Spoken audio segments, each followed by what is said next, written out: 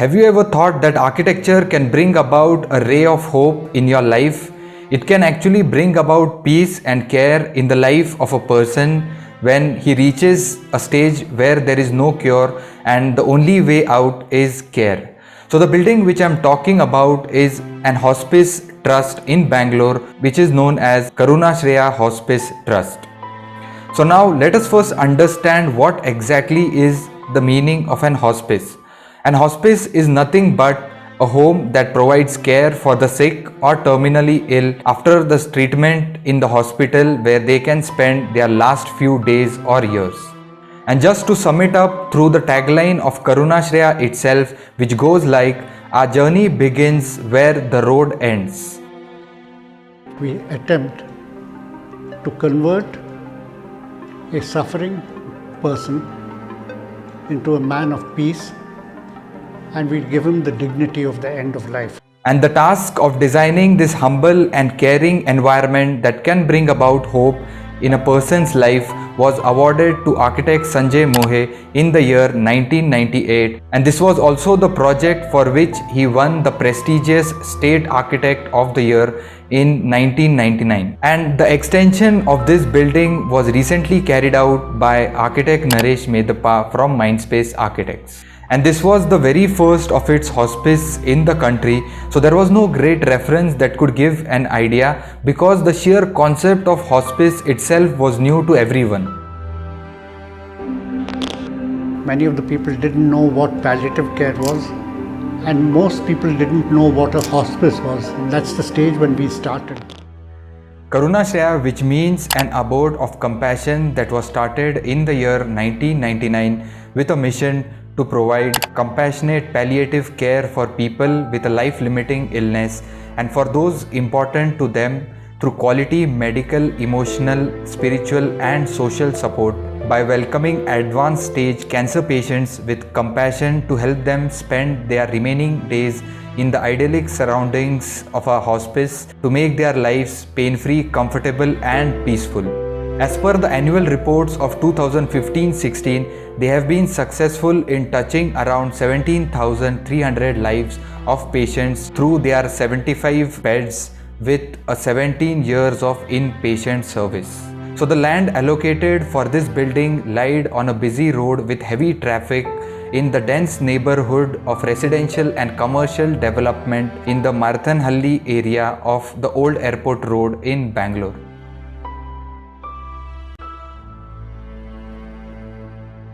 And now coming to the brief, which is the most challenging part of this building, is to design a peaceful and comfortable environment that could bring about a hope in the lives of the terminally ill who are at the last stage of their lives. And secondly, the functional requirements consisted of the administrative offices with a waiting lounge and an auditorium with some staff facilities, with some general treatment wards, a morgue and a temple, etc.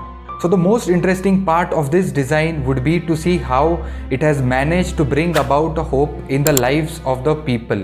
So without any further ado, let's get started into decoding each aspect of this design.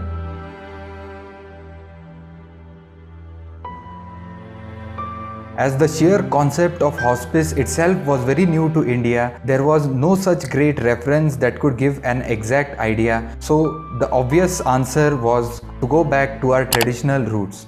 So the building sees its references from the traditional courtyard planning, where the units are built around it, and also the use of water for climatic purposes as well as for congregation of people around it for celebrations. So these two inspirations played an important part in the entire planning of this hospice.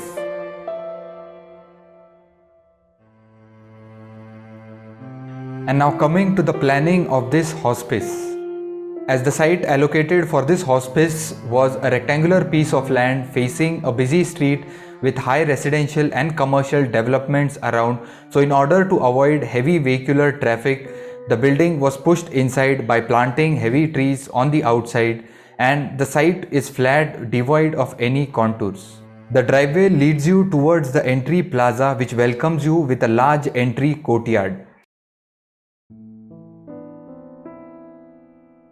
So now let's look at the zoning of this building as it holds a major importance in case of this planning.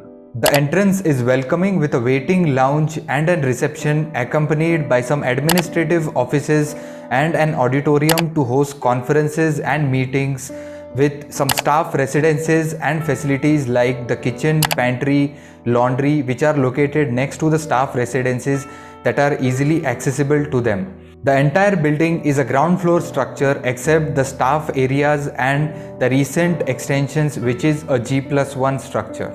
The general treatment wards are zoned in such a way that they are located inside, away from the entrance, in a quieter zone which open up onto the courtyards or the water bodies, where patients can sit in the corridors and observe nature or the water completely in the realm of nature.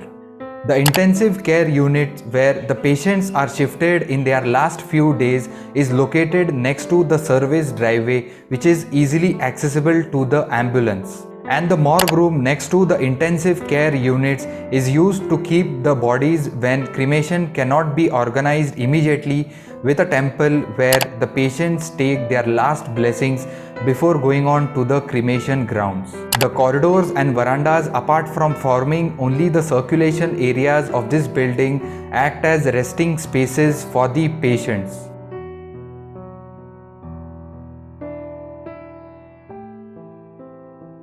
So when looking at the plan of this building, it represents strong horizontality in elevation plus the rectangular grid planning with pockets of open and built spaces.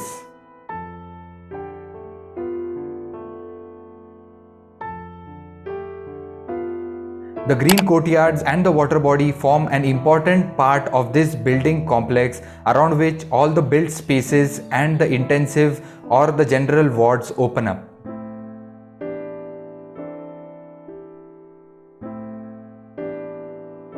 So when observing the built versus the open ratio in case of this building, it can be concluded that the open spaces form nearly the 60% of that of the total built spaces, which is an important step in bridging the inside and the outside. And now let's look at the micro planning of the wards to understand them in detail. The wards form the heart of this building and are located on the rear side away from the entrance. So there's a nurse ward sandwiched between the patient wards so that they are connected with the patients always, and this is how the entire language of the wards continues in the entire plan. The wards were planned in such a way that it enables cross ventilation through them, and most importantly, they were oriented in a way where the patients could be blessed by the rising morning sun and not by the setting sun, which would be dull and gloomy. The beds of the patients face the courtyard on one side and the water body on the other, which establishes a sense of connect with the nature. And most importantly, the location of the ward units next to the water body was due to the fact that the patients could see the moving reflections of water onto the ceiling instead of just watching the fan, which could keep them connected with the water.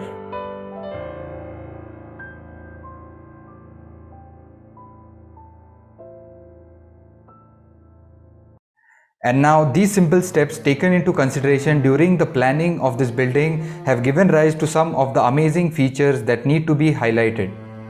Firstly, the courtyards and open spaces not only act as lungs for the building's microclimate, but also a space for various activities that take place, which gives a homely feeling to the patients.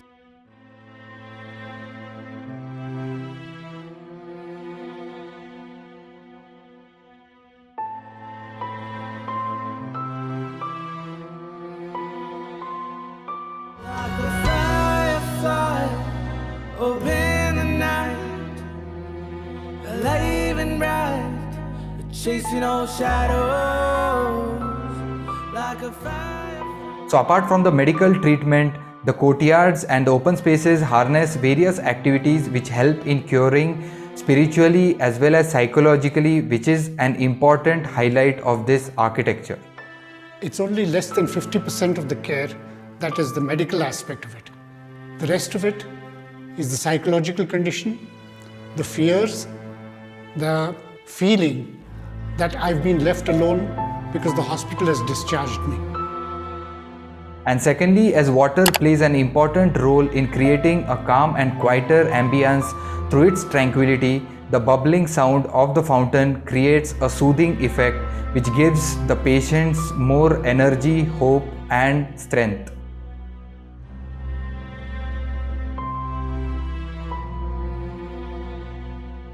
So here's a short video of the life at Karunashraya.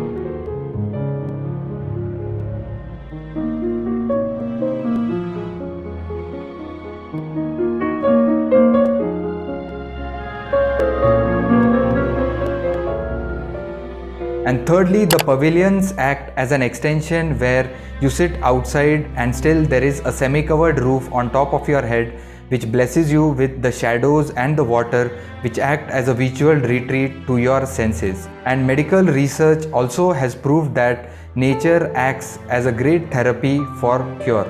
So the patients sit and observe nature in the tranquil power of water with the fountain sound which gives strength and the birds chirping as a background music.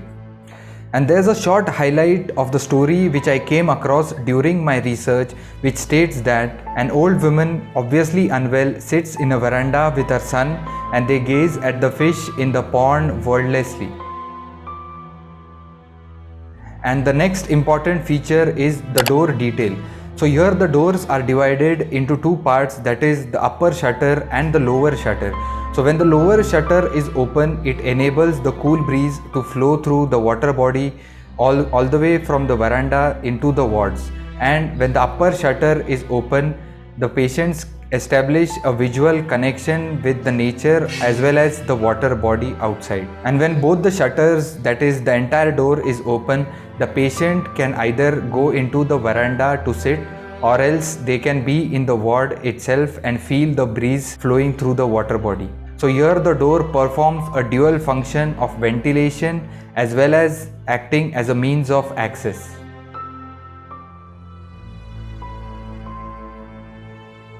And the most important highlight is the entire design is handicap friendly with ramps all over the campus. And lastly, the design uses more of ground coverage by spreading the units on the ground, which establishes a connect with the water body and also the green courtyards as against the building going vertical.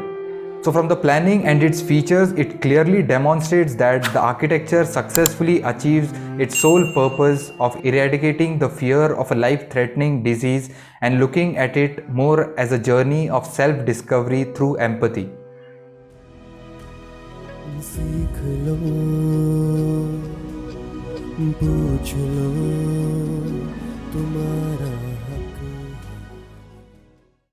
And now coming to the understanding of the structural arrangement of this building. So the structure is in simple load-bearing construction with thick stone walls taking the load of the slab and eventually transferring it to the foundation, as the structure is a single story except for the recent extension part. And one interesting part of the structure is the edge beam. So instead of the edge beam being downstand, it is inverted with a slight recess of about 50 mm, which breaks the solidity and also adds up to the horizontality in elevation of this building. And most importantly, it also gives a clear soffit below the veranda, and then ultimately painting it with a different color to create a more depth in the elevation all across.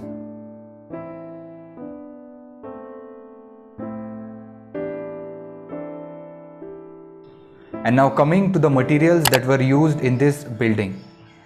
The materials used mainly is the granite stone which forms the thick walls and the RCC which spans the floors with Kota flooring. So the entire building color is toned down by a homogeneous light grey which does not overpower the aesthetics and helps in mitigating the residents' sorrow. And any building when built on a particular site has to respond to the climate in which it is situated in. And in this case, there are three major factors that contribute mainly to the climatic response of this building, which are the use of courtyards after each built mass helps in cross ventilation amongst all the blocks, and introducing large water bodies which contribute majorly in keeping the temperature cool and also attracts a lot of birds. And lastly, the lush green tree plantation helps in keeping the air clean, which is very conducive to a hospice space.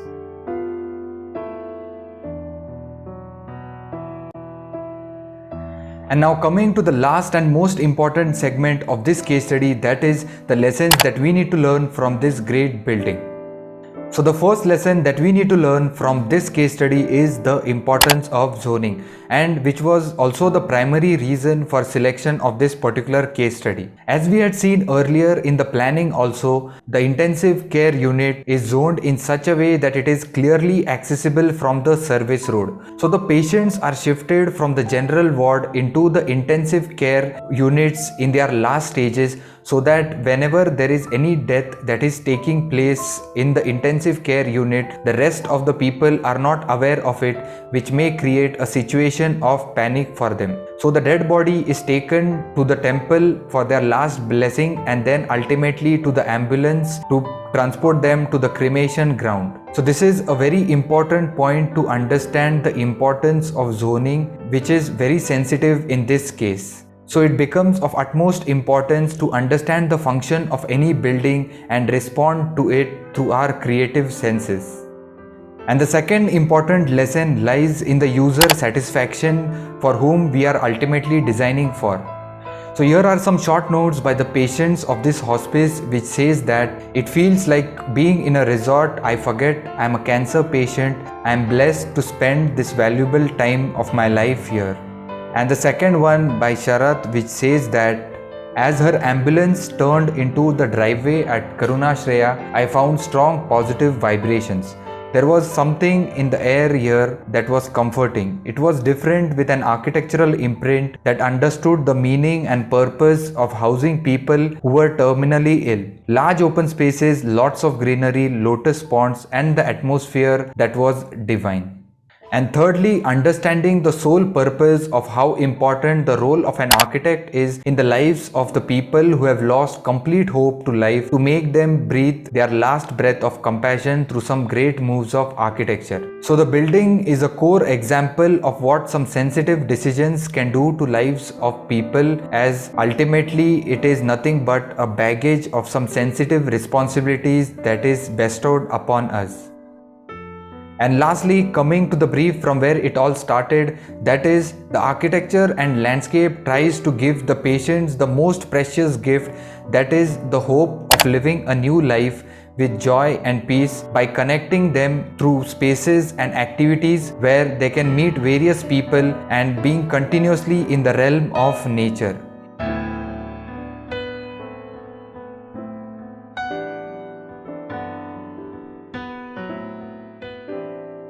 So when there is no cure, there is care.